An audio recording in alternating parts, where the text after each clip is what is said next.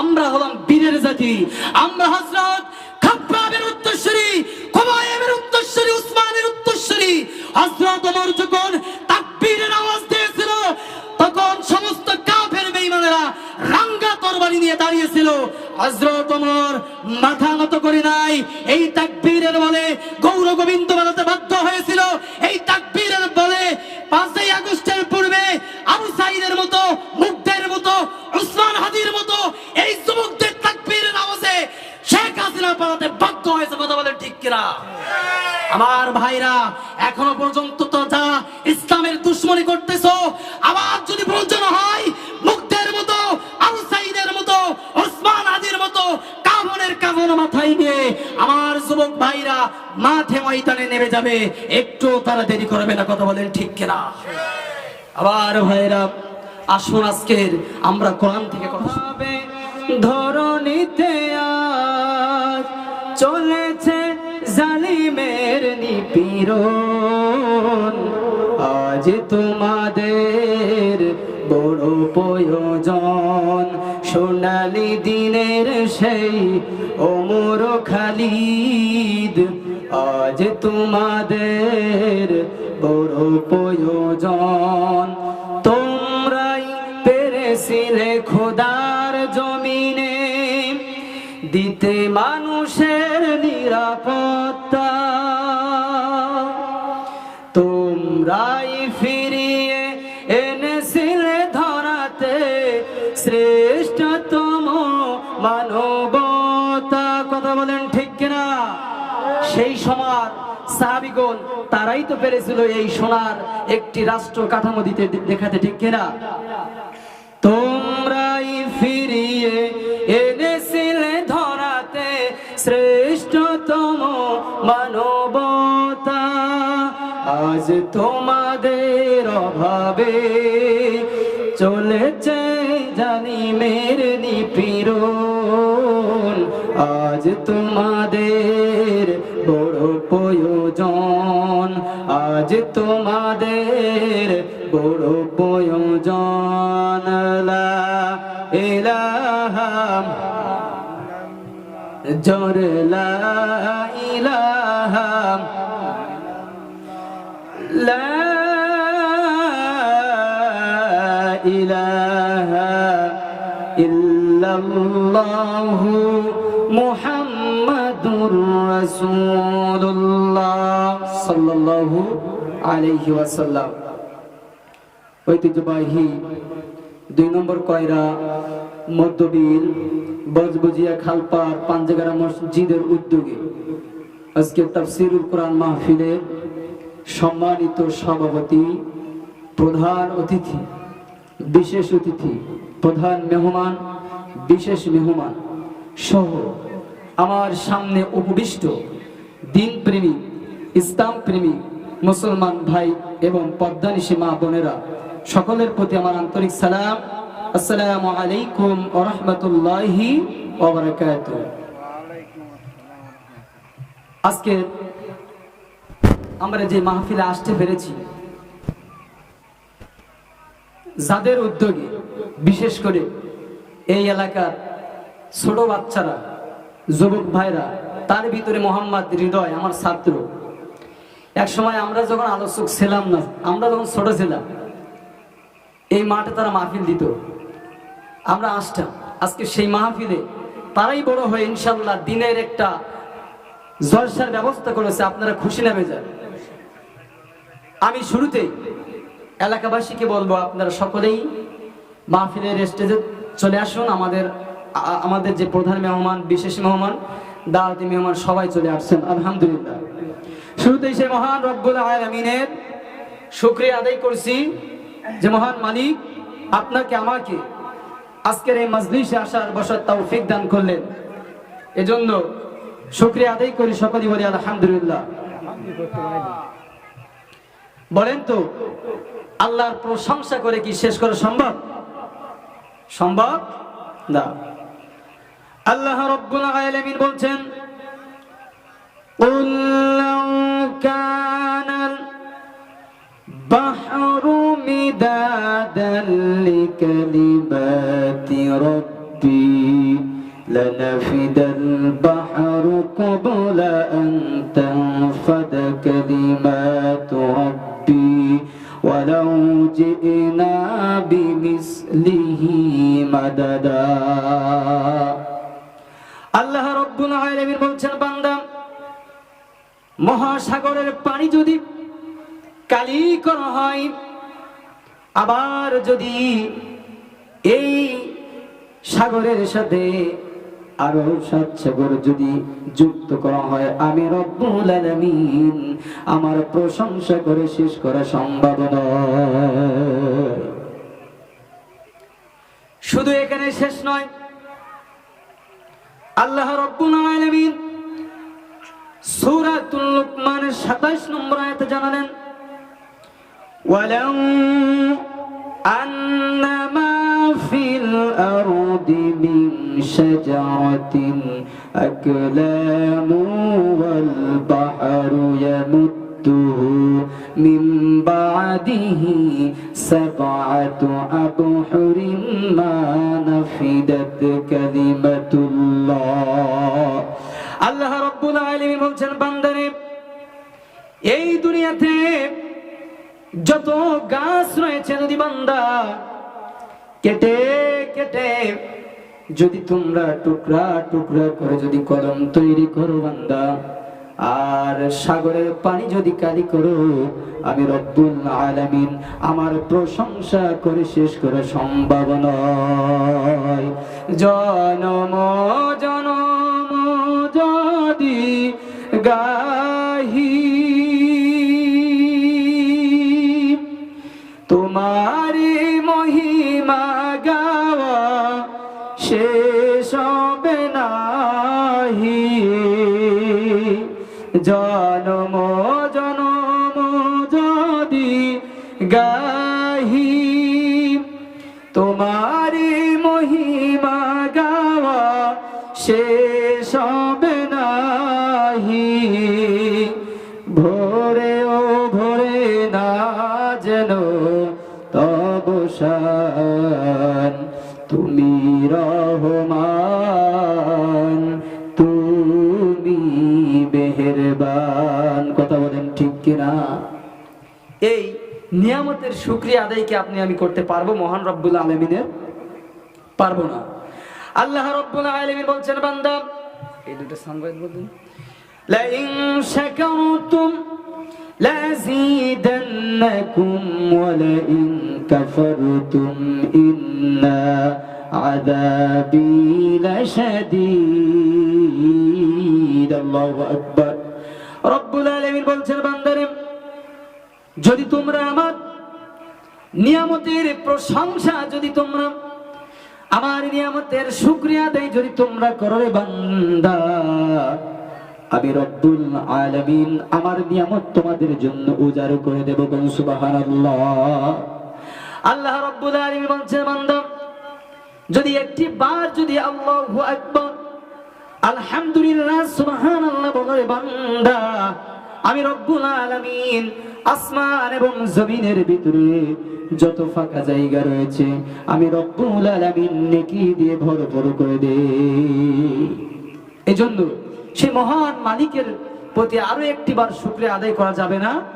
আরো একটিবার বলি আলহামদুলিল্লাহ। দুরুদ ও সালাম জানাই মানবতার মুক্তির দূত, আখিরি জামানার পয়গম্বর বিশ্ব নবী মুহাম্মদুর রাসূলুল্লাহ, সকলেই বলি সাল্লাল্লাহু আলাইহি ওয়াসাল্লাম। সম্মানিত হাজিরিন, আজকে অনেকে বাজারে রয়েছে, অনেকে দোকানে রয়েছে, অনেকে বাড়িতে আছে, অনেকে চায়ের দোকানে আড্ডা দিচ্ছে। তার ভিতর থেকে আজকে রব্বুল আলামিন আপনাকে আমাকে যে এখানে আসার তৌফিক দান করলেন, এর চেয়ে বড় নিয়ামত কি আর আছে? আমার ভাইরা, আপনারা ফুটবল খেলা দেখেছেন? দেখছেন কিনা? ক্রিকেট খেলা দেখেছেন না? একজন ফুটবল খেলোয়াড় যখন বলটা নিয়ে যখন গোলের ভিতরে কিক করে, যখন গোল দেয়, একদল শ্রোতা গোল বলে চিল্লায় কিনা? গোল বলে চিল্লায় না? আবার যখন একজন ক্রিকেট খেলোয়াড় যখন চার মানে চার বলে চিল্লাই, ছক্কা মানে ছক্কা বলে চিল্লাই, আউট হলে আউট বলে চিল্লাই, বলেন তো বান্দা এর বিনিময়ে কি আল্লাহ আপনার আমল নামায় কি কোনো নেকি দেয়? কোনো নেকি দেয় না। কিন্তু আল্লাহর প্রশংসা করে যদি কোনো আল্লাহ আলহামদুলিল্লাহ সুবহানাল্লাহ বলা হয়, আল্লাহ রাব্বুল আলামিন নেকির পাল্লা ভারী করে আপনার আমল নামায় লিখে দেয়। আমার ভাইরা, ভূমিকা দীর্ঘায়িত করব না। আমার বন্ধুরা, আল্লাহ রাব্বুল আলামিন আপনাকে আমাকে এই দুনিয়াতে পাঠালেন কিসের জন্য? আতিউল্লাহ ওয়া আতিউর রাসূল। আল্লাহ রাব্বুল আলামিন তার এবং তার রাসূলের আনুগত্য করার জন্য পাঠিয়েছে। কথা বলেন ঠিক কিনা? ভাইরা আমার, আল্লাহ রাব্বুল আলামিন কোরআনুল কারীমের ভিতরে বললেন, লাকাদ কানা লাকুম ফি রাসূলিল্লাহি উসওয়াতুন হাসানাতুন লিমান কানা ইয়ারজুল্লাহা ওয়াল ইয়াওমাল আখির ওয়া যাকারাল্লাহু কাসীরা।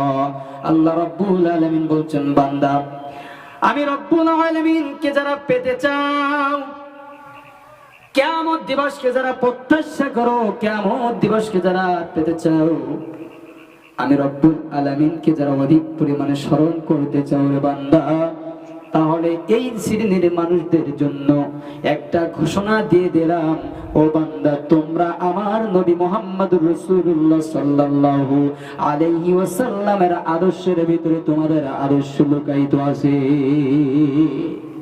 কার আদর্শের ভিতরে? বিশ্ব নবী মুহাম্মদুর রাসূলুল্লাহ সাল্লাল্লাহু আলাইহি ওয়াসাল্লাম। তিনি কোনো সাধারণ মানুষ নন, তিনি হলেন স্বামী। স্বামীরও স্বামীর অধিকার, তিনি স্বামীর আদর্শ, তিনি নেতার আদর্শ, তিনি নানার আদর্শ, তিনি সব কিছুর আদর্শ। যে ব্যক্তি মুহাম্মদ সাল্লাল্লাহু আলাইহি ওয়াসাল্লামের আদর্শে আদর্শবান হতে পারবে, আল্লাহ রাব্বুল আলামিন তাকেই তো মুহাম্মদ সাল্লাল্লাহু আলাইহি ওয়াসাল্লামের প্রকৃত উম্মত বলে গ্রহণ করে নেবে। কোন সুবহানাল্লাহ। আমার ভাইরা, আল্লাহর নবী বিশ্ব নবী মুহাম্মদুর রাসূলুল্লাহ সাল্লাল্লাহু আলাইহি ওয়াসাল্লামের আদর্শ কেমন ছিলেন একটু মনোযোগ দিয়ে দেন, দিলের কান দিয়ে শ্রবণ করুন ভাইরা আমার। বিশ্ব নবী মুহাম্মদুর রাসূলুল্লাহ সাল্লাল্লাহু আলাইহি ওয়াসাল্লামের সাহাবী হযরতে আনাস রাদিয়াল্লাহু তাআলা আনহু। কোন সাহাবী? কথা বলেন। হযরত আনাস রাদিয়াল্লাহু তাআলা আনহু যখন ছোট মাসুম বাচ্চা বিশ্ব নবীর খাদেম হিসেবে ছিলেন, আল্লাহর নবী বিশ্ব নবী মুহাম্মদুর রাসূলুল্লাহ সাল্লাল্লাহু আলাইহি ওয়াসাল্লাম একদিন আনাসকে ডাক দিয়ে বললেন, ওগো আনাস, একটু বাজারে যাও, কিছু টাকা দিয়ে বিশ্ব নবী হযরতে আনাসকে পাঠালেন বাজারে। কিন্তু হযরতে আনাস যখন বাজারের জন্য রওনা দিলেন, রওনা দেওয়ার পথে বাজার করার কথা ভুলে গেলেন। তিনি পথের ভিতরে ছোট বাচ্চা, অনেকগুলো সাথী ছোট বাচ্চারা খেলাধুলা করছে, তাদের সাথে খেলতে শুরু করে দিল, বাজারের কথা ভুলে গেল।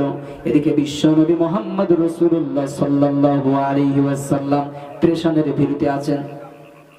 বিশ্ব নবী মুহাম্মদ সাল্লাল্লাহু আলাইহি ওয়াসাল্লাম যখন বেকার হয়ে গেল, টেনশন, আনাস তো বাড়ি ফেরে না, তার তালাশ করার জন্য বাড়ি থেকে রওনা দিলেন। বাড়ি থেকে যখন বের হলেন, পথের ভিতরে দেখতে পেলেন আনাস রাদিয়াল্লাহু তাআলা আনহু বাচ্চাদের সঙ্গে খেলতেছে। আমার ভাইরা, দিলের কান্দে শুনুন, আমার মা বোনেরা মনোযোগ দিয়ে শুনুন, বিশ্ব নবীর আদর্শটা কেমন ছিল। আনাস যখন খেলতেছেন, বিশ্ব নবী শ্রোতা হয়ে দাঁড়িয়ে গেলেন, আনাসকে ডিস্টার্ব করলেন না, ডাক দিলেন না। আনাস রাদিয়াল্লাহু যখন খেলতে খেলতে এক পর্যায়ে বিশ্ব নবীর চোখের দিকে চোখ পড়লো। হযরতে আনাস বলেন, আমার সেই দিন আমার মনে হলো আমার কলিজাটা আমার জিহ্বার কাছে চলে এসেছে। বিশ্বনবী মুহাম্মদ রাসূলুল্লাহ সাল্লাল্লাহু আলাইহি ওয়াসাল্লাম আমাকে কোনো বাধা দিলেন না। বিশ্বনবী চোখের ইশারা দিয়ে বললেন, আনাস তুমি খেলা চালিয়ে যা। আজকের আমাদের সমাজে যদি কোনো মানুষ যদি চাকরের বা বাড়ির গোলামের বাড়ির কাজের লোকের যদি এমন ঘটনা ঘটতো, বলেন তো তার চাকরি থাকতো? তার যা না বলা বলে ফেলতেন, যা মারার দরকার মেরে নিতেন। কথা বলেন ঠিক কিনা? বিশ্বনবীর আদর্শ কেমন দেখে আমার ভাইরা, আমার বন্ধুরা রে। বিশ্বনবী যখন ইন্তিকাল করলেন, ইন্তিকালের পরে আল্লাহর নবীর সাহাবী হযরতে আবু বকর রাদিয়াল্লাহু তাআলা আনহু যখন খেলাফতের মজলিসে আদিষ্ঠিত হলেন, এক পর্যায়ে যখন হযরতে আবু বকর সিদ্দিক রাদিয়াল্লাহু তাআলা আনহু মৃত্যুবরণ করলেন, মৃত্যুবরণের পরে সাহাবীগণ সহ রাষ্ট্রের সমস্ত মানুষগুলো সমবেত হতে আরম্ভ করে দিল। আমার ভাইরা, আমাদের সমাজে যখন কোন ব্যক্তি মারা যায় তখন মানুষগুলো সমবেত হয় কেন? এলাকাবাসী এক জায়গায় হয় না? এলাকাবাসী এক জায়গায় হয়, বলে অমুকের ভিতরে এমন চরিত্র ছিল, অমুকের ভিতরে এমন ভালো কাজটা ছিল, অমুকের ভিতরে খারাপ কাজটা ছিল। এই কথাগুলো আমাদের সমাজে চলিত আছে না? না ঠিক যখন আবু বকর সিদ্দিক রাদিয়াল্লাহু তাআলা আনহু মৃত্যুবরণ করলেন, সবাই এক জায়গায় হলেন। এক একজন এক এক রকম বলছেন যে আবু বকর এমন ছিল, আবু বকরের ভিতরে এই গুণটা ছিল। এক পর্যায়ে এক বৃদ্ধা বলল, আমি আবু বকরকে দেখেছি ওই মক্কা নগরের ওই অলি দিয়ে রুটি হালুয়া নিয়ে কোথায় যেন যেত। আমার ভাইরা, আবু বকর যখন মৃত্যুবরণ হয়ে গেল, দাফন কাফন শেষ হয়ে গেল, হযরতে ওমর রাদিয়াল্লাহু তাআলা আনহু রাতের বেলায় ঘুমাতে গেলেন। ওমর চিন্তায় পড়ে গেল, আমার ভাই আবু বকর মক্কা নগরের ওই অলি দিয়ে রুটি হালুয়া নিয়ে কোথায় তিনি যেতে। সারা রাত ঘুম হয় না, সারা রাত কি হয় না? ঘুম হয় না, চিন্তা প্রেশান। সকাল বেলায় হযরতে ওমর রুটি হালুয়া নিয়ে ওই মক্কার অলি দিয়ে ওই পথ দিয়ে তিনি যেতে আরম্ভ করলেন। যেতে যেতে দেখলেন কোনো লোকালয় নাই, ফাঁকা জায়গায় তিনি পথ চলতে লাগলেন। চলতে চলতে দেখতে পেলেন পথের মাঝে একজন কুষ্ঠরোগী ওয়াদ্যবিদ্যা পড়ে রয়েছে, দুর্গন্ধ ছড়াচ্ছে। আমার ভাইরা, ওমর ডাক দিয়ে বললেন, ওমর রাদিয়াল্লাহু বলতেছেন, আমার বুঝতে বাকি রইল না, আল্লাহর নবীর সাহাবী আমার ভাই আবু বকর কেন রুটি হালুয়া নিয়ে এই রাস্তা দিয়ে আসতো। এবার যখন বৃদ্ধার কাছে গেল, বৃদ্ধার কাছে গিয়ে বলছেন, বাবাজি আমি আপনার জন্য খানা নিয়ে আসছি। ঠিক সেই মুহূর্তে ওই বৃদ্ধা বলছেন, বাবা গো, আজ 2 দিন হয়ে গেল আমি ক্ষুধার যন্ত্রণায় আমি অস্থির হয়ে গেছি। ও বাবাজি, আজ 2 দিন তুমি কোথায় ছিলে? ওমর বলছেন, বাবা গো, আজ 2 দিন আমি কাজে ব্যস্ত ছিলাম। ওমর রাদিয়াল্লাহু আল্লাহর নবীর একজন সাহাবী, দ্বিতীয় খলিফা, তিনি তো মিথ্যা কথা বলতে পারেন না। তিনি কি মিথ্যা বলছেন?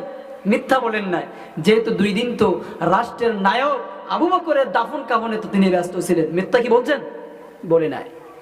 বাবাজি এই নেন আপনার জন্য খাবার নিয়ে এসেছি, আপনাকে আমি খাওয়াই দিচ্ছি। যখন রুটি হালুয়া নিয়ে ওমর ওই বৃদ্ধার মুখে দিতে গেলেন, ঠিক খপ করে এভাবে বৃদ্ধা হাত ধরে ফেললেন ওমরের। কি করলেন? হাত ধরে বললেন, ও বাবা গো, তুমি তো আমার সেই বাবা না যেই ব্যক্তি আমাকে প্রত্যেকদিন খানা খাওয়া যেত, তুমি তো সেই ব্যক্তি নাই। আগে তুমি বলো, তোমার পরিচয় দাও, তুমি কোন ব্যক্তি? ওমর রাদিয়াল্লাহু অবাক হয়ে গেলে, কি হলে অবাক হয়ে বলছেন, আমি যে সেই ব্যক্তি না, এই অন্ধ ব্যক্তি কিভাবে বুঝতে পারে? ওমর ডাক দিয়ে বলেন, বাবা গো, আমি যে সেই ব্যক্তি না, আপনি কিভাবে বুঝতে পারলেন? ওই বৃদ্ধা ব্যক্তি বললেন, আগে তোমার পরিচয় বলো, তুমি কে? আমি তোমার চিনি না। ওমর বলে, আগে আপনি উত্তর দেন, আমি সেই লোক না, আগে কিভাবে চিনছেন? আমার ভাইরা বিদ্যা ডাক দিয়ে বললেন, আমি তোমাকে চিনি না গো, তবে আমার যেই ব্যক্তি আমাকে দৈনিক খানা খাইয়ে যেত, ইনি এমন একজন ব্যক্তি ছিলেন। আমার একদিন যখন খানা খাওয়াচ্ছিল, আমার মুখে ঘা হওয়ার কারণে, যখন খানা খাওয়াচ্ছিল, হাতের আঙ্গুলের কারণে আমি আঘাত পেয়েছিলাম, কষ্ট পেয়েছিলাম। ওই দিন থেকে আমার ওই বাবাজি নিজের মুখে জিহ্বাটাকে চামচ বানাইয়া আমি অন্ধ ব্যক্তির গালে উঠায়া দিত। একজন সমাজে রাষ্ট্রনায়ক, সেই ব্যক্তির আদর্শ কেমন? আর আমাদের সমাজে যারা নেতা নেতৃত্ব আছে, এই গরিব অসহায়ের সম্পদ লুটপাট করে খায়। কথা বলেন ঠিক কিনা? যত দোষ নন্দ ঘোষ, সত্যটা বললেই দোষ, করলে অন্যায়ের প্রতিবাদ, নামটা হবে তোমার জঙ্গিবাদ, নামটা হবে তোমার মৌলবাদ। কথা বলেন ঠিক কিনা? আল্লাহর নবীর আদর্শ কেমন, সাহাবীদের আদর্শ কেমন, আর আপনার আমার আদর্শ কেমন একটু দেখেন, একটু যাচাই বাছাই করে। আজকের আমাদের আদর্শ বিভিন্ন নায়ক নায়িকার মতো। কথা বলেন ঠিক কিনা? নেইমার কিভাবে চুল কেটেছে, মেসি কিভাবে চুল কেটেছে, শাকিব খান কিভাবে চুল কেটেছে, কিভাবে নায়ক নায়িকারা গায়ক গায়িকারা পোশাক পরে, এটাই হচ্ছে আমাদের আদর্শ। কথা বলেন ঠিক কিনা? খোদার বান্দা নবীর উম্মত মিছে কর দাবি, বিপর্দায় চলিলে তুই জাহান্নামে যাবি। খোদার বান্দা নবীর উম্মত মিছে কর দাবি, বিপর্দায় চলিলে তুই জাহান্নামে যাবি। মেয়ে এখনো হইছে পুরুষ। কথা বলেন ঠিক কিনা? মেয়ে এখনো হইছে পুরুষ, হাতে লইলা চুরি। মেয়ে এখনো হইছে পুরুষ, হাতে নহিনা চুরি। গায়ে তাদের নাহি ব্লাউজ, পড়তে চাই না শাড়ি। কথা বলেন ঠিক কিনা?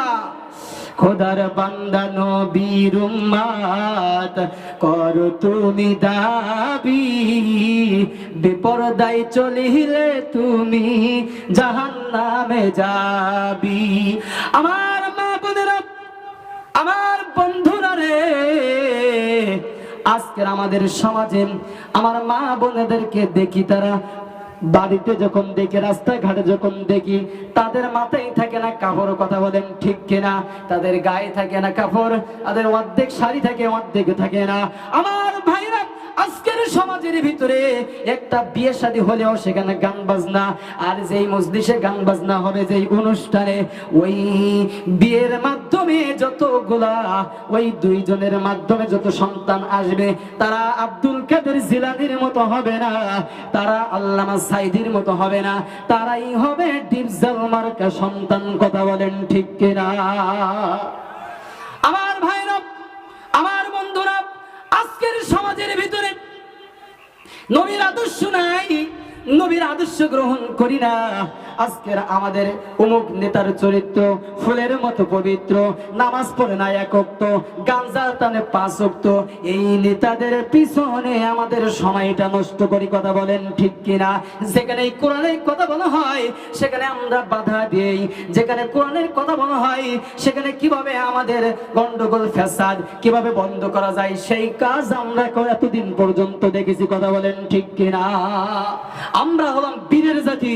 আমরা হযরত খাব্বাবের উত্তরসূরি, খুবাইবের উত্তরসূরি, উসমানের উত্তরসূরি, হযরত ওমর যখন তাকবীরের আওয়াজ দিয়েছিল তখন সমস্ত কাফের বেঈমানেরা রাঙ্গা তরবারি নিয়ে দাঁড়িয়েছিল।